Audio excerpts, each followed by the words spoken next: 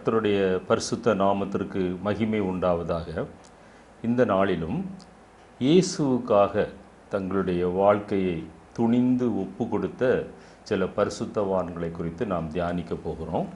அதற்கு ஆதாரமாக நியாயாதிபதிகளின் புத்தகம் 5ஆம் அத்தியாயம் 18வது வசனத்தை நான் வாசிக்கிறேன். செபுலோனும் நப்தலியும் போர்க்களத்து முனையிலே தங்கள் உயிரை எண்ணாமல் மரணத்திற்கு துணிந்து நின்றார்கள் என்று எழுதப்பட்டிருக்கிறது. யாபீன் என்கிறதான கானானிய ராஜா அந்த நாட்களிலே அவங்க இஸ்ரவேல் ஜனங்களை அடிமைப்படுத்தி உபத்திரவப்படுத்தி கொண்டிருந்த நேரத்தில் அவர்களை தோற்கடிக்க பாராக்கை அனுப்பும்போது பாராக்கு தெபோராளையும் கூட்டி அழைக்கிறதை நாம் பார்க்க முடியும். சரி, அதை எடுத்து வாசித்து பாருங்கள். அப்பொழுது தெபோராலும் பாராக்கும் சென்றபோது அங்கே யுத்தம் நடந்து அந்த யாபின் அந்த கூட்டத்தார் தோற்கடிக்கப்படுகிறார்கள். அப்பொழுது அவர்கள் கர்த்தரை மகிமைப்படுத்தும்படியாக ஒரு பாட்டை பாடுகிறார்கள், தெபோராலும் பாராக்கும் சேர்ந்து. அதிலே தான் அவர்கள் சொல்கிறார்கள், செபுலோனும் நப்தலியும் போர்க்களத்து முனையிலே தங்கள் உயிரை எண்ணாமல் மரணத்திற்கு துணிந்து நின்றார்கள். அதுபோல இன்றைக்கு நீங்களும் நானும் ஆண்டவராய் இயேசு கிறிஸ்துவுக்காக எந்த தியாகமும் செய்வதற்கு துணிந்து நிற்க வேண்டும் என்று ஆவியானவர் விரும்புகிறார். 1 சாமுவேல் 14ஆம் அத்தியாயத்தை நீங்கள் வாசித்து பார்ப்பீர்களேயானால், இஸ்ரவேல் ஜனங்களுக்கு விரோதமாக பெலிஸ்தர்கள் யுத்தம் செய்ய வந்திருக்கிறார்கள். அப்பொழுது 2 செங்குத்தான மலைகள், அந்த மலைக்கு அப்புறத்திலே பெலிஸ்தருடைய அந்த பாளையம் இறங்கி இருக்கிறது. இந்த பக்கத்திலே யோனத்தானும் அவனுடைய ஆயுததாரியும் அந்த வழுக்கலான செங்குத்தான பாறைகளிலே இருவரும் தனியே அந்த பெரிய சேனையை எதிர்கொள்ள துணிந்து சென்றார்கள் என்று, பெலிஸ்தரின் தானயத்திற்குள் போனார்கள் என்று வேதத்திலே வாசிக்கிறோம். அப்போஸ்தலர் நடபடிகள் 15ஆம் அத்தியாயம் 25வது வசனத்திலே ஆவியானவர் ஒரு அருமையான வசனத்தை சொல்கிறார். நம்முடைய கர்த்தராகிய இயேசு கிறிஸ்துவின் நாமத்திற்காக தங்கள் பிராணனையும் ஒப்பு கொடுக்க துணிந்தவர்களும் எங்களுக்கு பிரியமானவர்களுமாயிருக்கிற பவுலும் பர்னபாவும் என்பவர்களே என்று அன்றைக்கு இருந்த அந்த சபையார் மூலமாக ஆவியானவர் இந்த வார்த்தையை திருவுளம் பெற்றுகிறார். அந்த பர்னபாவும் பவுலும் இவர்கள் எந்த நிலைமையிலும் ஆண்டவருக்காக தங்கள் உயிரை ஒப்பு கொடுக்க துணிந்தார்கள் என்று வேதத்திலே நாம் வாசிக்கிறோம். மேற்கூறிய இந்த வசனத்திலே அனுபவம் அந்த நாளிலே அந்த நிலைமையிலே அனுபவம் வாய்ந்த பர்னபாவும், அப்பொழுதுதான் ரட்சிக்கப்பட்டு ஆண்டவருடைய ஊழியத்திற்கு வந்ததான சவுலாய் இருந்து பவுலாய் மாறினதான பவுலும் ஆண்டவரை உத்தமமாய் பின்பற்றினது மாத்திரமல்ல, கர்த்தருக்காக அவர்கள் தங்கள் பிராணனையும் ஒப்பு கொடுக்க துணிந்தார்கள். பிற்காலத்திலே அந்த சவுலாய் இருந்து பவுலாக மாறினவர் பிறகு பெரிய அப்போஸ்தலனாக மாறி அநேக சபைகளை ஸ்தாபித்தார் என்று நாம் காண்கிறோம். நான் சொல்ல வருகிற காரியம் என்னவென்றால், கர்த்தருடைய காரியத்தில் இன்றைக்கு யார் தங்களுடைய பிராணனையும் எண்ணாமல் துணிந்து ஒப்பு கொடுக்கிறார்களோ அவர்களை கொண்டு கர்த்தர் பெரிய காரியங்களை செய்கிறார். இந்த செய்தியிலே நான் ஒரு 7 முக்கியமான நபர்களை உங்களோடு கூட சுட்டி காட்ட விரும்புகிறேன். உலகத் தலைவர்களுடைய வாழ்க்கையிலும் கூட நீங்கள் பார்ப்பீர்களேயானால், எந்தெந்த உலகத் தலைவர்கள் துணிந்து சில முடிவுகளை எடுத்தார்களோ அவர்கள் அசாதாரணமான காரியங்களை இந்த உலக வரலாற்றிலே ஏற்படுத்தியிருக்கிறார்கள். அதே போல நீங்களும் நானும் பயப்படாமல், சோர்ந்து போகாமல், பின்னிட்டு பாராமல் கர்த்தருக்காக சில முடிவுகளை துணிந்து எடுத்து நம்முடைய சுயத்தை மறந்து, நம்முடைய சுயநலத்தை மறந்து நாம் இருக்கும்போது கர்த்தருடைய வேலையை நாம் செய்ய முடியும். சிலரை நான் சுட்டி காட்ட விரும்புகிறேன். மோசேயினுடைய வாழ்க்கை எடுத்து பார்ப்பீர்களேயானால், மோசே பார்வோனின் குமாரத்தி என்று எண்ணப்படுவதை விட தன் ஜனங்களுடன் பாட அனுபவிப்பதை தெரிந்து கொண்டார். இந்த வசனத்தை நீங்கள் நன்றாக விளங்கி கொள்ள வேண்டுமென்றால், அரண்மனையிலே வாழ்கிற ஒரு மனிதன், அந்த நாட்களிலே எய்த்தியர் அவங்களுடைய டூத் பிரஷ் கூட தங்கத்தால் செய்யப்பட்டது, அதுவும் இன்னொருவர் பல் தேய்த்து விடுகிற அனுபவம் காணப்பட்டது என்று சரித்திரம் கூறுகிறது. அவ்வளவு செழிப்பாய் வாழ்ந்த ஒரு மனிதன் தேவனுடைய காரியத்திற்காக, தேவனுடைய நாமத்திற்காக எபிரேயர் 11ஆம் அத்தியாயம் 24லிருந்து 26 வரை வாசிக்கும்போது, விசுவாசத்தினாலே மோசே தான் பெரியவனான போது பார்வோனின் குமாரத்தியின் மகன் என்று எண்ணப்படுவதை வெறுத்து அனித்தியமான பாவ சந்தோஷங்களை அனுபவிப்பதை பார்க்கிலும் தேவனுடைய ஜனங்களோடு துன்பத்தை அனுபவிப்பதையே தெரிந்து கொண்டு இனி வரும் பலன் மேல் நோக்கமாயிருந்து எகிப்திலுள்ள பொக்கிஷங்களிலும் கிறிஸ்துவின் நிமித்தம் வரும் நிந்தையை அதிக பாக்கியம் என்று எண்ணினார். பாருங்க, அரண்மனையில் வாழ்ந்த சகல வசதிகளோடு ஆடம்பரத்தோடு கூட எல்லா உபசரணைகளோடு கூட எல்லா செல்வ செழிப்போடு வாழ்ந்த ஒரு மனிதன் கர்த்தருக்காக துணிந்து வெளியே வரும்போது அவனுடைய அடுத்த ஸ்டேஜ் நீங்கள் பார்த்தீங்கன்னா, கையில் ஒரு கம்பை வைத்து கொண்டு அழுக்கு வஸ்திரத்தை தரித்து கொண்டு அவன் அங்கே வனாந்திரத்திலே ஆடு மாடுகளை மேய்த்து கொண்டிருக்கிற ஒரு மனிதனாக இருக்கிறான். அந்த ரெண்டு சினாரியோவை நீங்கள் கம்பேர் பண்ணி பாருங்கள். ரெண்டு அந்த காரியங்களையும் கம்பேர் பண்ணி பார்ப்பீர்களே, ஆனால் ஒரு பக்கம் அரண்மனை வாழ்க்கை, இன்னொரு பக்கம் தேவனுடைய சத்தத்திற்கு கீழ்ப்படியும் போது வனாந்திரத்திலே ஒரு கையிலே கம்பு வைத்து கொண்டு ஆடு மாடுகளை மேய்க்கிற ஒரு நிலைமை. இப்படிப்பட்டவர்கள் தான் கர்த்தருக்காக பெரிய காரியங்களை செய்தார்கள். அவருடைய வனாந்திர வாழ்க்கை ஒரு வருடம் அல்ல, 2 வருடம் அல்ல, 40 வருடங்கள். 40 வருடங்கள் வனாந்திரத்தில் முதல்ல ட்ரைனிங் எடுக்கிறார். அடுத்த 40 வருடங்கள் வனாந்திரத்தில் இஸ்ரவேல் ஜனங்களை நடத்தி செல்கிறார். எவ்வளவு முறுமுறுப்பு, எத்தனை தடவை அவரை கல்லெறிந்து கொள்ள ஜனங்கள் தீர்மானித்தார்கள். இப்படிப்பட்ட ஒரு பாடு உபத்திரவங்களுக்குள்ளாக துணிந்து போகிறார். எதற்காக போகிறார்? இனி வரும் பலன் மேல் நோக்கமாயிருந்து. அந்த எகிப்தின் பொக்கிஷங்கள் அவருடைய பார்வையிலே பெரிதாய் தெரியவில்லை. என்னை கேட்டுக்கொண்டிருக்கிற அருமையான தேவனுடைய பிள்ளையே, நீங்களும் நானும் கர்த்தருக்காக ஏதாவது ஒரு வகையில் நாம் பிரயோஜனம் உள்ளவர்களாக இருக்கிறோமா? அவருக்காக நாம் பிரயாசப்படுகிறோமா? அல்லது கடமைக்காக ஒரு ஆராதனை, கடமைக்காக ஒரு வேத வாசிப்பு, கடமைக்காக ஒரு ஜெபம், கடமைக்காக ஒரு காணிக்கை என்கிற ஒரு கிறிஸ்தவ ஜீவியத்தை ஒரு வெற்றி உள்ள கிறிஸ்தவ ஜீவியம் என்று நாம் சொல்ல முடியாது. ரெண்டாவதாக, எப்தாவின் மகள். அந்த எப்தா ஒரு பரஸ்திரியின் மகன் என்று வேதத்திலே வாசிக்கிறோம். அவன் அந்த இஸ்ரவேல் ஜனங்களை அடிமைத்தனத்திலிருந்து விடுவிப்பதற்காக, அந்த மோவாபியர் அடிமைத்தனத்திலிருந்து விடுவிப்பதற்காக எப்தாவை அழைத்து கொண்டு வருகிறார்கள்.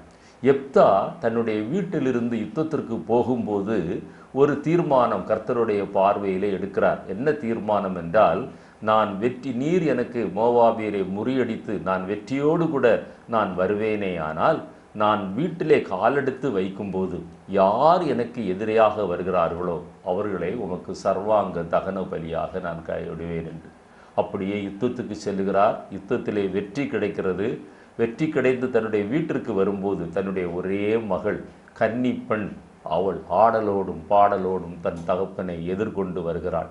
அப்பொழுது அவளை சர்வாங்க தகன பலியாக இட வேண்டுமே என்று அவன் வேதனைப்பட்ட நேரத்தில் அந்த பாருங்க, பரஸ்திரியின் மகள், பரஸ்திரியினுடைய பேத்தி, அது வரைக்கும் ஆண்டவரை பற்றி அதிகமாய் அறியாத ஒரு பெண் பிள்ளை. ஆனாலும் அவள் கர்த்தருக்காக எப்படி துணிந்து அவள் தன்னுடைய வார்த்தையை சொல்கிறாள் என்று நான் வாசிக்கிறேன். அதற்கு அந்த நியாயாதிபதிகள் 11ஆம் அத்தியாயம் 36வது வசனம். அப்பொழுது அவள், என் தகப்பனே, நீர் கர்த்தரை நோக்கி உம்முடைய வாயை திறந்து பேசினீர் அல்லவோ? அம்மோன் புத்திரராகிய உம்முடைய சத்துருக்களுக்கு நீதியை சரி கட்டும் ஜெயத்தை கர்த்தர் உமக்கு கட்டளையிட்டபடியினால் உம்முடைய வாயிலிருந்து புறப்பட்டபடியே எனக்கு செய்யும். மன்னிக்கவும், நான் முதல்ல மோவாபியர் என்று தவறுதலாக சொல்லிவிட்டேன். அம்மோனியரின் மேல் வெற்றி. கர்த்தருக்கு நீர் என்ன வாக்குத்தத்தம் பண்ணினீரோ அதை நீர் மாறாமல் நீர் அப்படியே எனக்கு செய்யும் என்று சொல்லுகிறார். அதற்கு பிறகு அவள் ஒரு சில மாதங்கள் தன்னுடைய தோழிகளோடு கூட அவள் சந்தோஷமாக இருந்து கொண்டு அதற்கு பிறகு அவளை அப்படியே சர்வாங்க தகன பலியாக எப்தா பலியிட்டார் என்று நாம் வேதத்திலே வாசிக்கிறோம். இப்படி கர்த்தருடைய வார்த்தையை நிறைவேற்றுவதற்கு கூட ஒரு சாதாரண வாலிப பெண் பிள்ளை பாருங்க, வாழ வேண்டிய வயதில் திருமணம் இன்னும் ஆகவில்லை, கர்த்தரை குறித்து அதிகம் அறியாதவள், அவள் சொல்கிறாள், கர்த்தரிடத்தில் நீர் பேசிவிட்டீர் அல்லவா, கர்த்தரும் உமக்கு வெற்றியை கொடுத்து விட்டார் அல்லவா, கர்த்தரோடு கூட நீர் என்ன பேசினீரோ அதை எனக்கு செய்யும். இந்த வார்த்தை நம்முடைய உள்ளத்தை தைக்க வேண்டும். கர்த்தரிடத்தில் எத்தனையோ நாம் சில தீர்மானங்களை எடுக்கிறோம். குறிப்பாக புது வருடங்களிலே, புதிய வருட ஆரம்ப நாட்களிலே எத்தனையோ தீர்மானங்களை எடுக்கிறோம். ஆனால் ஒரு தீர்மானத்தை கூட நம்ம உண்மையாய் நிறைவேற்ற முடியாத நிலைமையிலே அநேகர் காணப்படுகிறோம். எப்தாவினுடைய மகளை நினைத்து பாருங்கள். தன்னுடைய உயிரையே பணயமாய் வைக்கிறார். கர்த்தருக்காக துணிந்து நிற்கிறாள். ஏனென்றால் அவளுக்கு ஒரு நம்பிக்கை உண்டு. இந்த வாழ்வுக்கு பிறகு, இந்த உலக வாழ்வுக்கு பிறகு ஒரு மகிமையான நித்திய ஜீவன் தனக்கு காத்திருக்கிறது என்று. அப்படிப்பட்ட விசுவாசம் உள்ளவர்கள் எல்லா நிலைமையிலும், எந்த சூழ்நிலையிலும் கர்த்தருக்காக அவர்கள் துணிந்து நிற்பார்கள், தங்களை ஒப்பு கொடுப்பார்கள், தங்களை பணயம் வைப்பார்கள். மூன்றாவதாக அந்த மோவாபிய ஸ்திரீயாகிய ரூத்தை பாருங்கள். தன் மாமியாரோடு கூட பாடு அனுபவிக்க அந்த இஸ்ரவேலின் தேவனை அவள் அறிந்து கொண்டபடியினாலே அந்த இஸ்ரவேலின் தேவனை மேன்மைப்படுத்தி அவர் அந்த என்ன பாடுகள் உபத்திரவங்கள் வந்தாலும் நான் துணிந்து நிற்பேன் என்று அவள் சொல்வதே வாசிக்க பார்க்க முடியும். ரூத்தின் புத்தகம் 1ஆம் அத்தியாயம் 16-17 அந்த 2 வசனங்களில் அவள் 7 காரியங்களை சொல்லுகிறாள். அதற்கு ரூத், நான் உம்மை பின்பற்றாமல் உம்மை விட்டு திரும்பி போவதை குறித்து என்னோடு பேச வேண்டாம். நீர் போகும் இடத்திற்கு நானும் வருவேன், நீர் தங்கும் இடத்திலே நானும் தங்குவேன். உம்முடைய ஜனம் என்னுடைய ஜனம், உம்முடைய தேவன் என்னுடைய தேவன். நீர் மரணமடையும் இடத்தில் நானும் மரணமடைந்து அங்கே அடக்கம் பண்ணப்படுவேன். மரணமே அல்லாமல் வேறு ஒன்றும் உம்மை விட்டு என்னை பிரித்தால் கர்த்தர் அதற்கு சரியாகவும் அதற்கு அதிகமாகவும் செய்ய கடவர். எவ்வளவு ஒரு அருமையான ஒரு டிக்ளரேஷன் பாருங்க. ஆண்டவருக்காக பக்தி வைராக்கியமாக அவள் ஒரு மோவாபிய ஸ்திரீ, இஸ்ரவேல் பெண்மணி அல்ல. வேதத்தை கேட்பதற்கு வாய்ப்பு இருக்காது. ஆனால் நகோமியும் எலிமெலேக்கும் அந்த 2 மகன்களும் அங்கு போய் குடியேறி திருமணங்கள் நடந்த பிறகு அந்த நகோமி அல்லது எலிமெலேக்கு தேவனை ஆராதிப்பதை அல்லது வேதத்தை வாசிப்பதை பார்த்து அவளும் கற்றுக்கொண்டிருக்க வேண்டும். அவ்வளவுதான். இன்றைக்கு இருக்கிற வாய்ப்புகள் இல்லை, இன்றைக்கு இருக்கிற வசதிகள் இல்லை, பிரசங்க மேடைகள் இல்லை, சபைகள் இல்லை. ஆனால் ஒரு நகோமியை பார்த்து அவள் கற்றுக்கொள்கிறாள், இஸ்ரவேலின் தேவன்தான் ஜீவனுள்ள தேவன், அவர்தான் உண்மையான தேவன். எனவே தன்னுடைய வாழ்க்கையில் என்ன பிரச்சனைகள் வந்தாலும், என்ன நெருக்கங்கள் வந்தாலும், தரித்திரத்தில் போகிறார்கள், கசப்பான அனுபவத்திலே கடந்து போகிறார்கள், கைவிட்ட நிலைமையிலே கடந்து போகிறார்கள், கணவனை இழந்தவர்களாய் அவருடைய ஒன்றும் இல்லாமல் வெறுமையாய் போகிறார்கள். ஒரு செழிப்பான அனுபவத்திற்குள்ள எதிர்பார்ப்போடு கூட போகல. ஆனாலும் ரூத்து சொல்கிறா, உம்முடைய தேவன் தான் என்னுடைய தேவன். இன்றைக்கு சூழ்நிலையை பார்த்து பயந்து கொண்டிருக்கிறோமா? அல்லது ஒரு சின்ன எதிர்ப்பு வரும்போது கர்த்தரை மறுதலிக்கிறோமா? என்ற ரூத்தை நோக்கி பாருங்கள். மிகவும் நெருக்கப்பட்ட சூழ்நிலையில் அவள் சொல்லுகிறாள், மரணமே அன்றி வேறு ஒன்றும் என்னுடைய தீர்மானத்தை உடைக்க முடியாது. நீர் எங்கே போவீரோ நான் அங்கே வருவேன், நீர் எங்கே தங்குவீரோ நான் அங்கே தங்குவேன், எங்கே நீர் அடக்கம் பண்ணப்படுவீரோ அந்த இடத்துல தான் நானும் அடக்கம் பண்ணப்படுவேன். மரணமே அன்றி வேறு ஒன்றும் நம்மை பிரிக்க முடியாது என்று தீர்மானமாக சொல்லுகிற, தன்னுடைய ஜீவனை ஒப்பு கொடுக்கிற, என்ன நடக்கும் என்று தெரியாது. மோவாபிய தேசத்தை விட்டு அந்த வாலிப பெண்மணி திருமணமாகி ஒரு சில ஆண்டுகளோ ஒரு சில மாதங்களோ நமக்கு தெரியாது, குழந்தை இல்லை, அவளுக்கு என்ன எதிர்காலம் அங்கே இருக்கும் என்று தெரியாது. ஆனாலும் இஸ்ரவேலின் தேவனே ஜீவனுள்ள தேவன் என்று அவள் விசுவாசித்தபடியினாலே அவள் சொல்லுகிறாள், தன்னுடைய ஜீவனை ஒப்பு கொடுக்கிறாள். ஒப்பு கொடுக்கிற ஒரு மனிதனுடைய வாயிலிருந்து தான் இப்படிப்பட்ட ஒரு டிக்ளரேஷன் வர முடியும். என்னை கேட்டுக்கொண்டிருக்கிற அருமையான தேவனுடைய பிள்ளையே, உன்னுடைய வாழ்க்கையில் கர்த்தருக்காக எதை ஒப்பு கொடுத்தாய், எதை நீ தியாகம் பண்ணினாய், அதை நீ ஒரு நிமிடம் நீ சிந்தித்து பார்ப்பாயானால் எல்லா தியாகத்தையும் ஆண்டவர் நமக்காக செய்தார். நமக்காக அவர் செய்யாத காரியம் ஒன்றுமே இல்லை.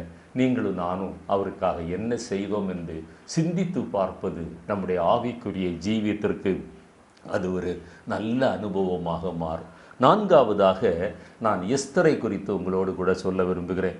உலகத்தில் வாழ்ந்த அநேக தைரியசாலி பெண்களை பற்றி நாம் சரித்திரத்திலே வாசிக்கிறோம். ராக்கெட்டில் போனவங்க உண்டு, பலவிதமான சாதனைகளை படைத்தவங்க உண்டு, தைரியமாய் போரிட்டவர்கள் உண்டு. அநேக பெண்களை சரித்திர புத்தகத்தில் வாசிக்கிறோம். வேத புத்தகத்திலும் சிப்போராளை பார்க்கிறோம். கர்த்தருடைய தூதனானவர் அங்கே இடைப்படும் போது அவள் உடனே ஒரு கல்லை எடுத்து அங்கே விருத்த சேதனம் பண்ணி அதை தப்புவிக்கிற ஒப்பு கொடுக்கிற ஒரு அனுபவத்தை பார்க்கிறோம்.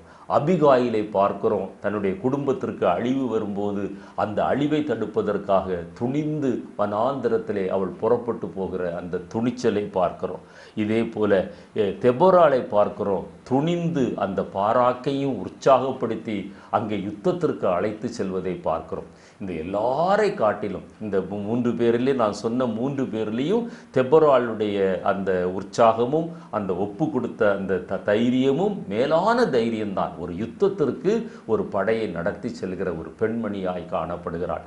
ஆனால் இந்த தெபோராள் அவளுடைய வாழ்க்கையில் ஒரு யுத்தத்திற்கு தன்னை ஒப்பு கொடுத்தாள். ஆனால் எஸ்தரை நீங்கள் பார்ப்பீர்களே, ஆனால் தன்னுடைய ஜீவனை தன்னுடைய தேசத்திற்காக தன்னுடைய ஜனத்திற்காக அவள் ஒப்பு கொடுத்தாள் என்று பார்க்கிறோம். எனவே தைரியசாலி யாரென்று ஒருவேளை என்னிடத்தில் நீங்கள் கேட்பீர்களே, ஆனால் வேத புத்தகத்தில் மிகவும் தைரியமாக கர்த்தருக்கென்று தன்னுடைய ஜீவனை ஒப்பு கொடுத்த எஸ்தரை குறித்து நிச்சயமாக நாம் பேச முடியும். தன் யூத குலத்தை காப்பாற்றுகிற பொறுப்பு அவளிடத்திலே வருகிறது. எஸ்தர் 4:8 வாசித்து பார்க்கும்போது மொர்தெகாய் அங்கே அந்த தகவலை எஸ்தருக்கு சொல்லி அனுப்புகிறார். இப்படி யூத குலத்தை அழிய போகிறது, ஆமான் இப்படி சதி சற்பனை பண்ணி இருக்கிறான் என்று சொல்லும்போது எஸ்தர் சொல்லுகிறாள்.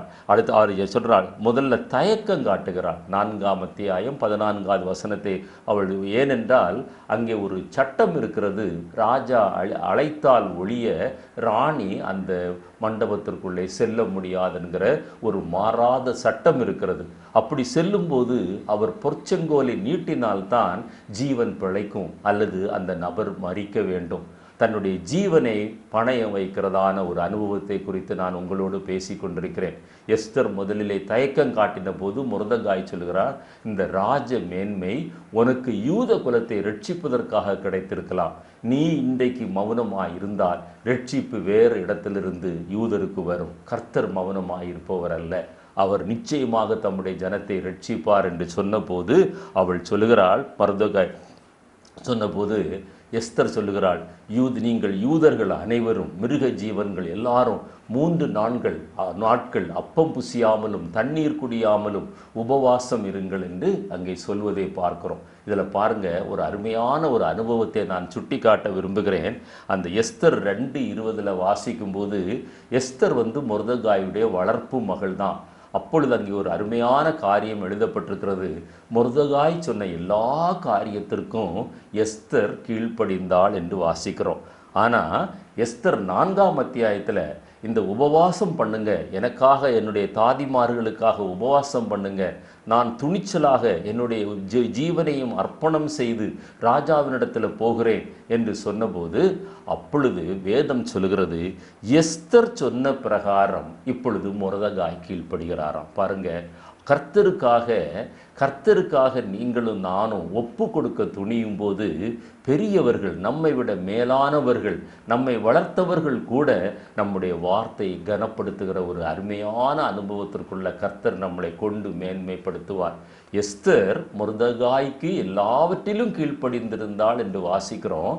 ஆனால் எஸ்தர் 4:16-17 வாசிக்கிறோம், இப்பொழுது எஸ்தர் அதை துணிந்து சொன்னபோது மொர்தெகாய் அப்படியே அந்த வார்த்தையை ஏற்றுக்கொண்டு அந்த யூத ஜனங்களுக்கு மத்தியில் அந்த உபவாசத்தை அறிவித்தார் என்று. அதற்கு பிறகு நடந்த சம்பவங்கள் உங்களுக்கு தெரியும். எஸ்தர் 8ஆம் அத்தியாயம் 16வது வசனத்திற்கு வரும்போது அங்கே யூதர்களுக்கு களிப்பும் மகிழ்ச்சியும் உண்டானது, காரியம் மாறுதலாய் முடிந்தது என்று நாம் வேதத்திலே வாசிக்கிறோம். என்னை கேட்டுக்கொண்டிருக்கிற அருமையான தேவனுடைய பிள்ளையே, தன்னுடைய ஜீவனை பணயம் வைத்து எஸ்தர் அகாஸ்வேரு ராஜாவுக்கு முன்பாக போனாள். காரணம் என்ன தெரியுமா? தன்னுடைய யூத குலம் அழிந்து போகக்கூடாது.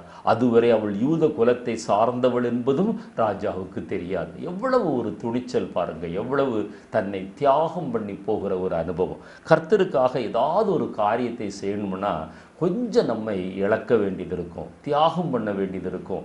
அதெல்லாம் நீங்கள் உற்று பார்த்து கணக்கு பார்ப்பீர்களே, ஆனால் நீங்கள் கர்த்தருடைய கரங்களில் பிரயோஜனம் உள்ளவர்களாய் பயனுள்ளவர்களாய் மாற முடியாது.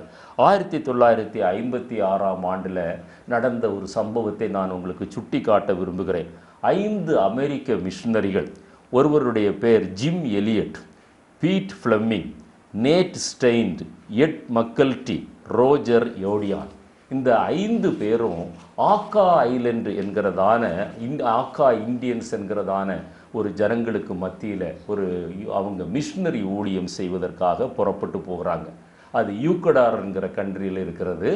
அந்த போய் இறங்கி கொஞ்ச நேரத்திலேயே பாம் பீச் என்கிறதான ஒரு இடத்துல, அந்த இடத்துல அவர்கள் 5 பேரும் அங்குள்ள காட்டுவாசிகளால் கொலை செய்யப்படுறாங்க.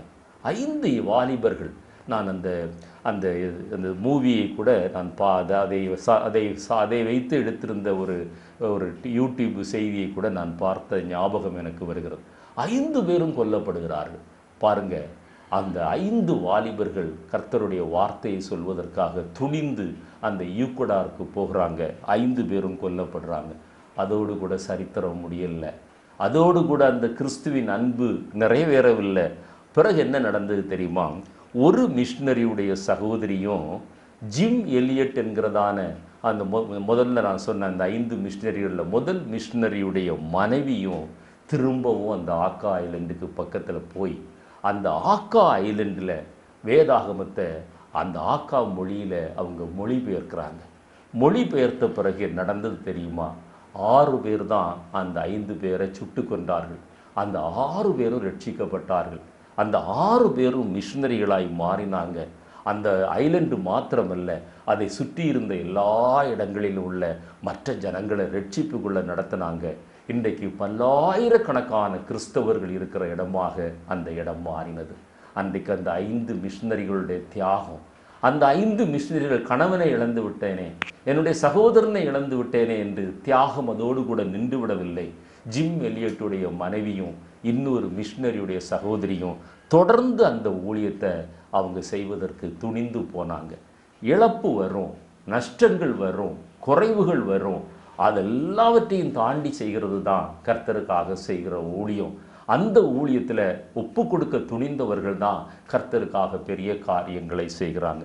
கிதியோனை பாருங்க, அந்த மீதியானியரை ரட்சிப்பதற்கு, அந்த மீதியானியரிடத்திலிருந்து இஸ்ரவேல் ஜனங்களை ரட்சிப்பதற்கு 22,000 பேரை தெரிந்தெடுத்து அதில் 300 பேரை தெரிந்தெடுத்து துணிந்து ஆண்டவருடைய வார்த்தையை நம்பி புறப்பட்டு போகிறாரு. அங்கே அவருக்கு வெற்றி கிடைக்கிறது. விசுவாச பட்டியல் எபிரேயர் நிருபம் 11ஆம் அத்தியாயத்தில் வாஸ்து பார்த்தீங்கன்னா 32லேருந்து 34 வசனங்கள் வரை வாஸ்து பாருங்க, அங்கே எழுதப்பட்டிருக்கிறது. விசுவாச வீரனாக எலிசாவை பாருங்க, ஆண்டவர் ஊழியத்திற்கு அழைக்கிறார். எலியா வந்து சால்வையை மேலே போடுகிறார். எலிசா முதல்ல செய்த வேலை தெரியுமா? அவர் அழைத்த நேரத்தில் எலிசா 12 மாடுகள் பூட்டப்பட்ட 6 ஏர்களை வைத்து உழுது கொண்டிருக்கிறார். ஒரு பெரிய பண்ணையார், ஒரு லேண்ட்லார்ட், ஒரு மிராசுதர். அப்போது அவர் செய்த முதல் வேலை என்ன தெரியுமா? அப்படியே தன்னுடைய வேலையை விட்டு அந்த ஏர் மாடுகளை பூட்டியிருந்த அந்த கட்டைகளை எடுத்து தான் அதை விறகாக பயன்படுத்தி அந்த ஏர் மாடுகளை சமைத்து அங்குள்ள ஜனங்களுக்கு ஆகாரம் போட்டு அவர் புறப்பட்டு போனார் என்று வேதத்திலே நாம் வாசிக்கிறோம். இதனுடைய அர்த்தம் என்ன தெரியுமா? இதுவரைக்கும் உலக பிரகாரமான வேலையை நான் செய்தேன். இந்த ஏர் மாடும், இந்த ஏர் மாடை பூட்டின அந்த ஏரும் இருந்தால் திரும்பி பார்ப்பதற்கு ஒரு வாய்ப்பு உண்டாகும். ஆனால் அதை நான் அனுமதிக்க விரும்பலை என்று அந்த ஏர் மாடை வெட்டி அந்த ஏரை உடைத்து சமைத்து அன்றைக்கு கொடுத்தார் என்று வேதத்தில் வாசிக்கிறோம். இப்படி எத்தனையோ மிஷினரிகளுடைய வாழ்க்கையில் கர்த்தருக்காக ஒப்பு கொடுக்க துணிந்தவங்க தங்கள் கரங்களில் இருந்த டிகிரி எல்லாம் கிழித்து போட்டுவிட்டு அவர்கள் போனார்கள் என்று வாசிக்கிறோம். ஒரு சீன மிஷினரியை பற்றி வாசிக்கிறேன், பெயர் ஞாபகத்துக்கு வரல.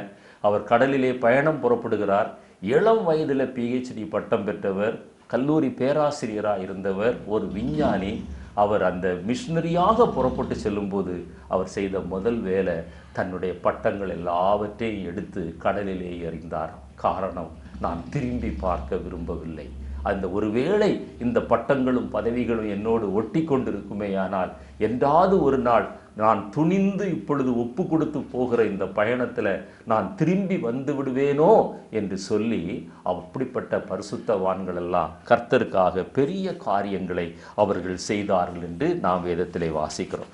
என்னை கேட்டுக்கொண்டிருக்கிற அருமையான தேவனுடைய பிள்ளையே, அடுத்ததாக நான் உங்களுக்கு சுட்டி காட்ட விரும்புகிறது 3 வாலிபர்களை குறித்து நான் உங்களோடு கூட பேச விரும்புகிறேன். சாத்ராக், மேஷாக், ஆபேத்நேகோ என்கிறதான அந்த வாலிபர்களை குறித்து நீங்கள் கேள்விப்பட்டிருப்பீங்கள். தானியேல் தீர்க்கதரிசி புத்தகம் 3ஆம் அத்தியாயம் 16 18 வரை வாசிக்கும்போது அங்கே என்ன சம்பவம், இந்த வாலிபர்கள் கிட்டத்தட்ட 20 வயது உள்ள வாலிபர்கள், அதற்கு அல்லது குறைந்த வயது உள்ள வாலிபர்கள் தான்.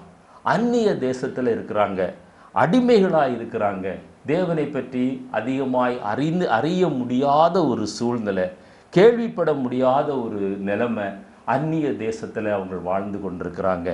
ஆனால் அந்த அந்நிய தேசத்தில் வாழ்ந்ததுனால இன்றைக்கு சில அரசியல் கட்சிகள் நம்மை பயமுறுத்துகிறதல்லவா, உங்களை செகண்ட் கிளாஸ் சிட்டிசன்ஸ் என்று மாற்றி விடுவோம் என்று. அதே போல் அந்த செகண்ட் கிளாஸ் சிட்டிசன்ஸாக, 2ஆம் தரம் குடிமக்களாக அல்லது அடிமைகளாக இருக்கிறாங்க. ஆனாலும் மாகாண கவர்னர்களாக இருக்கிறாங்க. அவ்வளவு திறமை வாய்ந்தவங்க, அவ்வளவு உண்மை உள்ளவங்க. அதன் நிமித்தமாய் அங்கிருந்த கல்தேயர்கள் அவர்கள் மேலே குற்றங்காண முயற்சிக்கிறாங்க. காரணம், அவர்கள் மேல் இருந்த பொறாமை, அவர்கள் மேல் இருந்த கோபம், வெறுப்பு. எந்த சூழ்நிலையிலும் அவங்களிடத்துல குற்றத்தை காண முடியல. அவங்க கடைசியாக ஒரு மாய்மாலம் பண்ணுறாங்க, ஒரு சூழ்ச்சி பண்ணுறாங்க. என்ன தெரியுமா, தேவனை ஆராதிக்கிற விஷயத்தில் தவிர இந்த வாலிபர்களிடத்தில் குற்றம் காணப்பட முடியாது என்று சொல்லி தான் அந்த நேபுகாத்து நேச்சார் நிறுத்தின பொற்சிலையை அவர்கள் வணங்க வேண்டும் என்கிற கட்டாயத்திற்குள்ளாக அவர்கள் தள்ளப்படுறாங்க.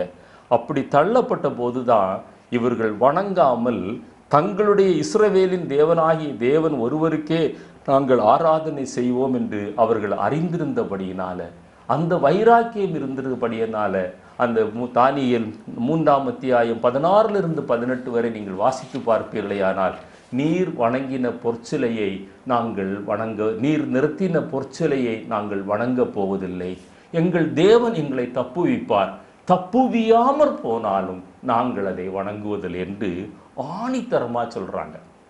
அந்த பதிலை நீங்கள் கொஞ்சம் வாசித்து பாருங்க. அது ஒரு பரிசுத்த வைராக்கியம் நிறைந்த ஒரு பதில் தான்.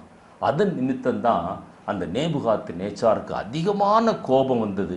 எல்லா ஜனங்களும் வணங்குறாங்க, ஆயிரக்கணக்கான ஜனங்கள் இந்த 3 வாலிபர்களுக்கு முன்பாக, அந்த பொற்சிலைக்கு முன்பாக தாழ விழுந்து வணங்குறாங்க. ஆனால் இந்த 3 பேரும் சத்தியத்திற்கு சாட்சியாக துணிந்து நிற்கிறாங்க. என்னை கேட்டுக்கொண்டிருக்கிற தேவனுடைய பிள்ளையே, நீ போகிற இடத்துல, நீ வசிக்கிற இடத்துல, நீ வேலை செய்கிற இடத்துல சூழ்நிலைகள் எப்படி மாறினாலும் நீ ஒரு தேவனுடைய பிள்ளை என்று உன்னை அடையாளம் காணும்படியாக நீ சத்தியத்திற்கு சாட்சியாக இருக்கிறாயா? 7 மடங்கு அந்த சூளை சூடாக்கப்பட்டது என்று வேதத்தில் வாசிக்கிறோம். பொதுவாக சயின்ஸ் பிரகாரம் பார்த்தாலே 2 அல்லது 3 மடங்கு சூளையை சூடாக்கினாலே அந்த சூளை வெடித்து விடும். ஆனால் நேபுகாத்து நேச்சார் என்ன சொல்கிறாரு, அது 7 மடங்கு அவ்வளவு கோபம், எரிச்சல், வெறுப்பு அவருக்கு இருக்கிறது. அவ்வளவு உக்கிர கோபத்துக்கு மத்தியிலும் இந்த 3 வாலிபர்கள் சாட்சியாய் நிற்கிறாங்க. எனவே தான் தூக்கி கொண்டு போனவர்கள் கருகி செத்தார்கள் என்று வேதத்தில் வாசிக்கிறோம். ஆனால் 7 மடங்கு சூடாக்கப்பட்ட ஒரு சூளை இந்த 3 வாலிபர்கள் தங்களை ஒப்பு கொடுக்க துணிந்தபடியினால, வைராக்கியமாய் நின்றபடினால, சத்தியத்திற்கு சாட்சியாய் இருந்தபடினால வேதம் சொல்கிறது அவர்கள் அந்த நெருப்பில் உலாவினார்கள். அது அவர்களுக்கு ஒரு ஏர் கண்டிஷன் ரூம் போல காணப்பட்டது.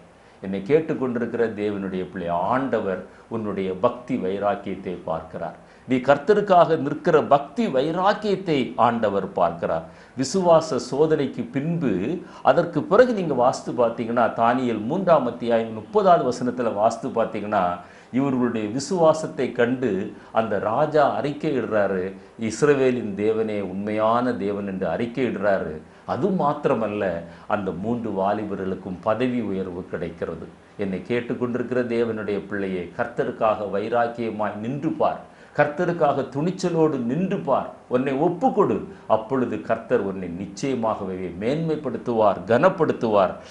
புரூஷியா என்கிறதான தேசத்தில் ஃப்ரெடரிக் மகாராஜா அதாவது அது ஜெர்மன் தேசத்தில் அந்த நாட்களில் இருந்திருக்கிறது. 1712 இருந்து 1786 வரை அந்த ராஜா அரசாண்டதாக சரித்திரம் சொல்கிறது.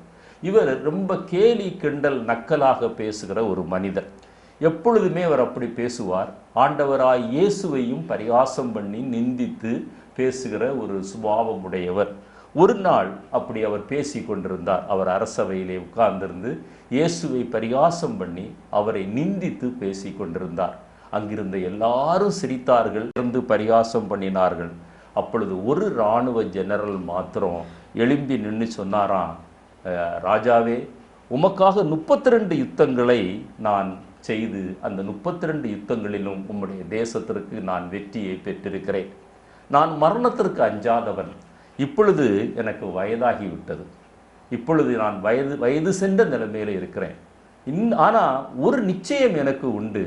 நான் இன்றைக்கு மரித்தால் நீர் எந்த இயேசுவை நிந்தித்து பரிகாசம் பண்ணி இந்த கூட்டத்தாரெல்லாம் நீரும் சேர்ந்து சிரிக்கிறீர்களோ அந்த இயேசுவோடு கூட நான் இருப்பேன்.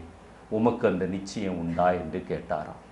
அந்த ராஜா பதில் சொல்ல முடியாமல் அப்படியே தலையை தாழ்த்தினார் என்றும், அப்பொழுது அங்கு கூடியிருந்த பரிகாசம் பண்ணி நிந்தித்து கொண்டிருந்த எல்லா ஜனங்களும் அந்த ஒரு மயான அமைதி அங்கே நிலவினபடியினால அப்படியே வெளியேறி போனார்கள் என்றும் சரித்திரம் சொல்கிறது. இது கதை அல்ல. பாருங்க, அந்த இராணுவ ஜெனரல் பயப்படலை. அவர் பயப்படலை. ராஜா இயேசுவை நிந்தித்து பேசுகிறார். அவர் சாட்சி சொன்னார். அப்படிப்பட்ட ஒரு ஒப்பு கொடுக்க துணிந்த ஒரு அனுபவம் நம்முடைய வாழ்க்கையில் காணப்பட வேண்டும். ஒரு சீர்திருத்தவாதி இப்படியாய் கூறினார், உலகம் முழுவதுமே உண்மைக்கு எதிராக நின்றாலும் பொய்க்கு ஆதரவாக நின்றாலும் உண்மையே, பொய்யே. எனவே எந்த சூழ்நிலையிலும் சத்தியத்தை நீங்கள் சொல்ல தயங்காதீங்க. சத்தியத்துக்கு சாட்சியாய் நில்லுங்க. மேலதிகாரிகளாக இருக்கலாம், ராஜாக்களாக இருக்கலாம், மந்திரிகளாக இருக்கலாம், அல்லது உங்களுக்கு வேலை கொடுத்தவர்களாக இருக்கலாம். யாராக இருந்தாலும் சத்தியத்தை சத்தியமாய் சொல்லுகிற ஒரு கிருபையை ஆண்டவர் நமக்கு தர வேண்டும் என்று விரும்புகிறார். ஜான் நாக்ஸ் என்கிறதான பக்தனை குறித்து நீங்கள் கேள்விப்பட்டிருப்பீங்க. எவ்வளவோ வேறு ரட்சிப்புக்குள்ளே நடத்தினவர், முழங்கால் யுத்தம் செய்தவர். அவரை குறித்து வேதத்திலே அவருடைய கல்லறையிலே எழுதப்பட்ட ஒரு வாசகம் என்ன தெரியுமா? தேவனை தவிர யாருக்கும் பயப்படாத ஒரு மனிதன் ஜான் நாக்ஸ் என்று எழுதப்பட்டிருக்கிறது. ஜான் வெஸ்லி என்கிற ஒரு பக்தனை குறித்து கேள்விப்பட்டிருப்பீங்க. அவர் என்ன சொல்கிறார் தெரியுமா? பாவத்துக்கு மாத்திரம் பயப்படுகிற, தேவனுக்கு சேவை செய்ய வேண்டும் என்கிற வாஞ்சை உள்ள 100 வாலிபர்களை எனக்கு தாருங்க, இந்த உலகத்தை நான் ரட்சிப்பிற்குள்ளாக வழி நடத்துகிறேன் என்று சொல்கிறார். இந்த சம்பவங்களை எல்லாம் நான் ஏன் உங்களுக்கு சுட்டி காட்டுகிறேன் என்றால், நம்முடைய வாழ்க்கையில் கர்த்தருக்காக ஏதாவது ஒன்று செய்ய வேண்டும் என்கிற தாகம் நம்முடைய வாழ்க்கையில் வர வேண்டும். அது எதை இழந்தாலும் பரவாயில்ல, என்னுடைய ஆண்டவருடைய சமூகத்தை, ஆண்டவருடைய அன்பை நான் ஒரு நாளும் இழந்து விடக்கூடாது என்கிற ஒரு தாகம் இருந்தால் எதையுமே மிக எளிதாக நம்முடைய வாழ்க்கையில் ஒப்பு கொடுக்க முடியும். 6வதாக புதிய ஏற்பாட்டிலிருந்து ஸ்தேவானை சுட்டி காட்ட விரும்புகிறேன். பாருங்க, கர்த்தருக்காக இரத்த சாட்சியாய் மரிக்கிறார். அவருக்கு மேலே கல்லுகள் விழுந்து கொண்டிருக்கிறது, இரத்தம் வடிந்து கொண்டிருக்கிறது, வலி தாங்க முடியல. ஆனாலும் பிரசங்கத்தை நிறுத்தலை. கடைசி வரை பிரசங்கிக்கிறார். ஜீவன் போகும் வரை அவர் பிரசங்கித்து கொண்டே இருக்கிறார். கல்லு விழுது, இரத்தம் வடியுது, நிந்தனை, அவமானம், பரிகாசம் எல்லாம் இருக்கிறது, தொடர்ந்து நடந்து கொண்டிருக்கிறது. ஆனால் வேதம் சொல்கிறது, பரிசுத்த ஆவியில் நிரம்பி அவர் வானத்தை அண்ணாந்து பார்த்து, இதோ மனுஷகுமாரன் பிதாவின் வலது வாரிசத்தில் எனக்காக எழுந்து நிற்கிறார் என்று அப்போஸ்தலர் நடபடிகள் 7ஆம் அத்தியாயம் 55 59 உள்ள வசனங்களை வாசிக்கும் போது நாம் பார்க்க முடியும். என்னை கேட்டுக்கொண்டிருக்கிற அருமையான தேவனுடைய பிள்ளையே, ஆண்டவர் நம்மை கைவிடுகிற தேவன் அல்ல. அவர் எழுந்து நின்றார் என்று வேதம் சொல்கிறது. அதுவரைக்கும் பிதாவின் வலது வாரிசத்தில் உட்கார்ந்திருந்தவர் அவரை வரவேற்பதற்காக எழுந்து நிற்கிறார். அப்படிப்பட்ட ஒரு நல்ல ஆண்டவரைத்தான் நீங்களும் நானும் ஆராதிக்கிறோம். அவருக்காக நம்ம எதை ஒப்பு கொடுத்தாலும் சாவு எனக்கு ஆதாயம் என்று சொல்கிற ஒரு அனுபவத்துக்குள்ள கடந்து வரும்போது தான் அந்த நித்திய ஜீவனுக்குள்ளாக வெகு விரைவாக, வெகு எளிதாக நீங்களும் நானும் பிரவேசிக்க முடியும். ஸ்தேவானுடைய மரணம் வரப்போகிறது என்று ஸ்தேவானுக்கு தெரியும். ஆனால் ஸ்தேவான் அந்த பிரசங்கத்தை நிறுத்தினார் என்று அங்கே வேதத்தில் நான் வாசிக்க முடியவில்லை. கடைசியாக பவுல் அப்போஸ்தலரை குறித்து நான் உங்களோடு கூட சொல்ல விரும்புகிறேன். அப்போஸ்தலர் நடபடிகள் 20ஆம் அத்தியாயம் 32 - 34 வரை வாசிக்கிறேன். ஒருவனுடைய வெள்ளியை ஆகிலும் பொன்னை ஆகிலும் வஸ்திரத்தை ஆகிலும் நான் இச்சிக்கவில்லை. நீங்கள் அறிந்திருக்கிறபடி எனக்கும் என்னுடனே கூட இருந்தவர்களுக்கும் வேண்டியவைகளுக்காக இந்த கைகளை வேலை செய்து. அவருடைய ஊழியத்துடைய அர்ப்பணம் பாருங்க.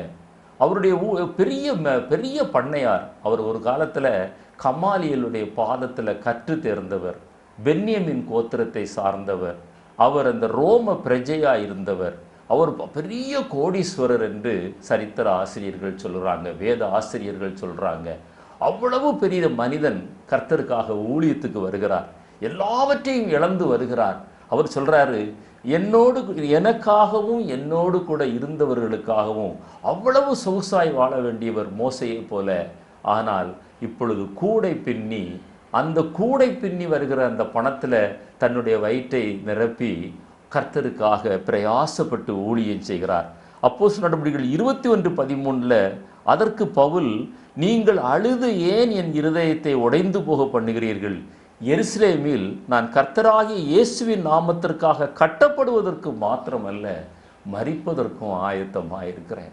அங்கே சொல்கிறாங்க, அவங்க ஒரு தீர்க்கதரிசி வந்து சொல்கிறான், அந்த சவுலுடைய அந்த சால்வையை எடுத்து தன்னுடைய கைகளையும் கால்களையும் கட்டி கொண்டு சொல்கிறான், இதை உடையவன் எருசலேமில் கட்டப்படுவான், சிறைச்சாலையில் அடைக்கப்படுவான், பல உபத்திரவங்களுக்குள்ளாய் கடந்து போவான். அது பார்த்தா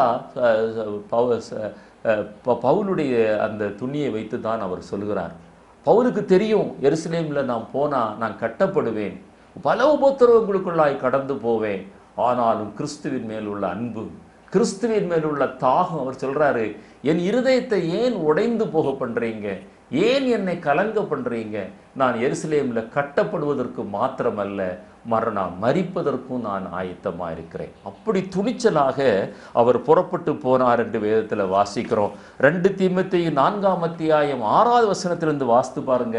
அவருடைய ஊழியத்தில் அவருக்கு எப்பொழுதும் மரணம் சம்பவிக்கும் என்கிற அல்லது மரணம் எப்பொழுது சந்தித்தாலும் என்னுடைய இயேசுவோடு கூட இருப்பேன் என்கிற நிச்சயத்தோடு கூட அவர் ஊழியம் செய்ததை நீங்கள் பார்க்க முடியும். நான் இப்பொழுதே பான பலியாக வார்க்கப்பட்டு போகிறேன், நான் தேகத்தை விட்டு பிரியும் காலம் வந்தது, நல்ல போராட்டத்தை போராடினேன், ஓட்டத்தை முடித்தேன், இது முதல் நீதியின் கிரீடம் எனக்காய் வைக்கப்பட்டிருக்கிறது என்று சொல்கிறார். மரணம் வந்தாலும், சரீரத்தில் என்ன பலகீனம் இருந்தாலும் கர்த்தருக்காக அவருடைய ஊழியம் ஒரு நாளும் நின்று போகவே இல்லை. பவுலுடைய சிந்தையெல்லாம் கிறிஸ்துவின் சிந்தையாக இருந்தது. நம்முடைய பாவங்களுக்காக, நம்முடைய சாபங்களுக்காக, நம்முடைய வியாதிகளுக்காக, நம்முடைய பலகீனங்களுக்காக கிறிஸ்து எப்படி கல்வாரி சிலுவையில் மரிக்கிற ஒரு சிந்தையோடு கூட இந்த உலகத்தில் வந்தாரோ, அதே போல பவுல் கிறிஸ்துவுக்காக மரிக்கிற ஒரு சிந்தையாய் அவருடைய வாழ்க்கை காணப்பட்டது. அது அவருடைய வாழ்க்கையில ஒரு சாதாரண நிகழ்ச்சியாய் அவர் பார்க்கிறார். அப்போஸ்தலர் நடபடிகள் 20ஆம் அத்தியாயத்தில் 37-38 வாசிக்கிறேன்.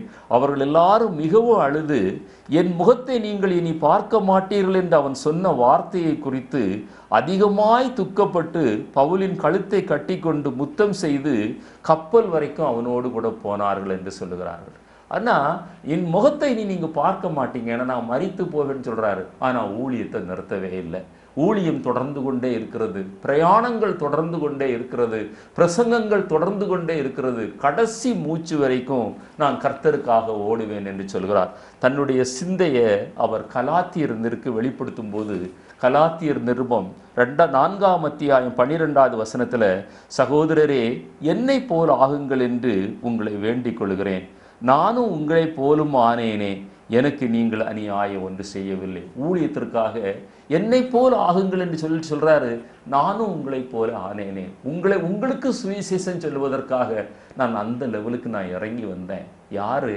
கமாலியலுடைய பாதத்தில் கற்றுத்தேர்ந்த ஒரு மனிதன், சகல சாஸ்திரங்களையும் கற்றுத்தேர்ந்த ஒரு மனிதன், பென்யமின் கோத்திரத்தான், யூத பிரஜ, ரோம பிரஜ, பெரிய கோடீஸ்வரன், எல்லாருக்கும் எல்லாம் ஆனேன் என்கிற ஒரு அனுபவம். ஊழியத்தில் அப்படி ஒப்பு கொடுக்குறவங்க தான், அப்படி துணிந்து வர்றவங்க தான் ஆண்டவருக்காக ஏதாவது ஒன்றை சாதிக்க முடியும். ஏனென்றால் அது கிறிஸ்துவின் மேல் உள்ள அன்பு. 1 கொரிந்தியர் 13ஆம் அத்தியாயம் 13 வசனங்களை நீங்கள் வாசித்து பாருங்க. அந்த அன்பு எவ்வளவு மேன்மையானது என்பது தெரியும். அந்த கிறிஸ்துவின் மேல் உள்ள உண்மையான அன்பு இருந்தால் ஏதாவது ஒன்றை கர்த்தருக்கு செய்ய வேண்டும் என்று நம்முடைய உள்ளம் வாஞ்சித்து கொண்டே இருக்கும். அந்த 1 கொரிந்தியர் 13ஆம் அத்தியாயத்தில் கடைசி வசனம் 13வது வசனத்தை மாத்திரம் வாசிக்கிறேன். இப்பொழுது விசுவாசம், நம்பிக்கை, அன்பு இந்த மூன்றும் நிலைத்திருக்கிறது. இவைகளில் அன்பே பெரியது. இவைகளில் அன்பே பெரியது. நம்முடைய அன்பு எப்படி இருக்கிறது? நம்முடைய அன்பை பொறுத்து, கிறிஸ்துவின் மேல் உள்ள அன்பை பொறுத்து தான் கிறிஸ்துவின் மேலே நம்முடைய சிந்தை மாறும்.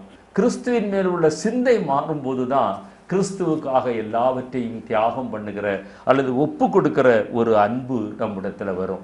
தேவ அன்பினால நிறைந்தவர்கள் தான் கர்த்தருக்காக கிரியை செய்ய முடியும். ரோமருக்கு எழுதின நிருபம் 5ஆம் அத்தியாயம் 5வது வசனத்தில், மேலும் நமக்கு அருளப்பட்ட பரிசுத்த ஆவியினாலே தேவ அன்பு நம்முடைய இருதயங்களில் ஊற்றப்பட்டிருக்கிறபடியால் அந்த நம்பிக்கை நம்மை வெட்கப்படுத்தாது. அந்த அன்பு நம்முடைய இருதயத்தில் ஊற்றப்பட்டிருக்கிறதா என்று நாம் பார்க்க வேண்டும். அந்த அன்புக்காக நாம் ஜெபிக்க வேண்டும். ஆண்டவரே, நீர் காட்டின அன்பு, அந்த கல்வாரி சிலுவையில் காட்டின அன்பு, எங்களுக்கு அந்த அன்பை எங்களுக்கு தாரும். அந்த தியாகத்தின் அன்பு, உம்மை ஒப்பு கொடுக்க துணிந்த அன்பு எங்களுக்கு தாரும் என்று ஜெபிக்க வேண்டும்.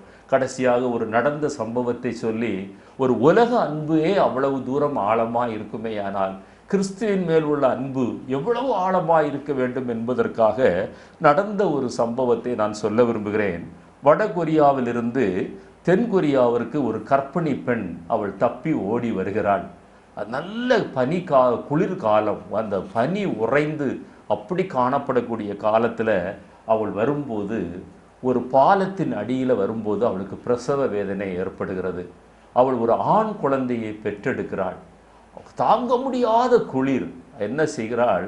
தன்னுடைய வஸ்திரத்தை எல்லாம் கழற்றி அந்த குழந்தையை சுற்றி பாதுகாப்பாக ஒரு இடத்துல வைத்துவிட்டு, இவள் குளிர் தாங்காம அந்த பனியில் உறைந்து அவள் நிர்வாணமாகவே மரித்து போகிறாள்.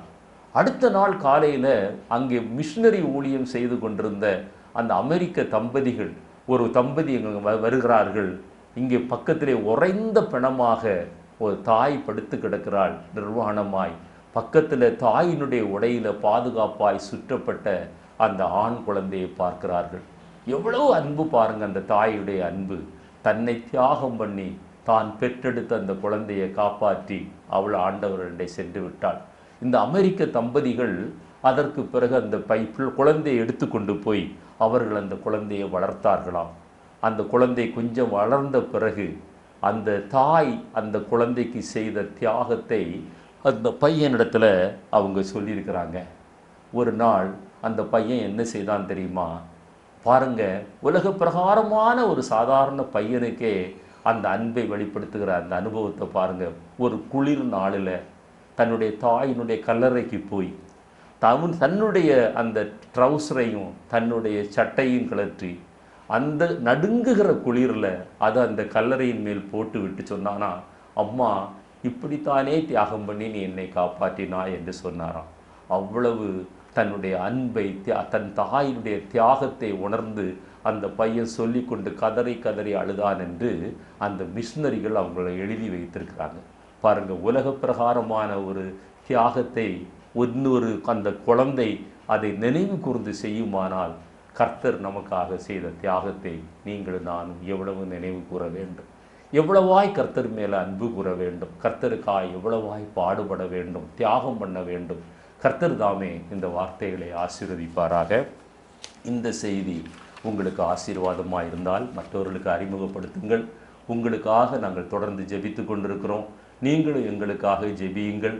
ஏதாவது ஒரு வகையில் கர்த்தருக்காக நீங்களும் நானும் துணிந்து நிற்போம், ஒப்பு கொடுப்போம். ஆண்டவருக்காக பெரிய காரியங்களை செய்வோம். கர்த்தர் தாமே தொடர்ந்து நம்மை வழி நடத்துவாராக. ஆமென்.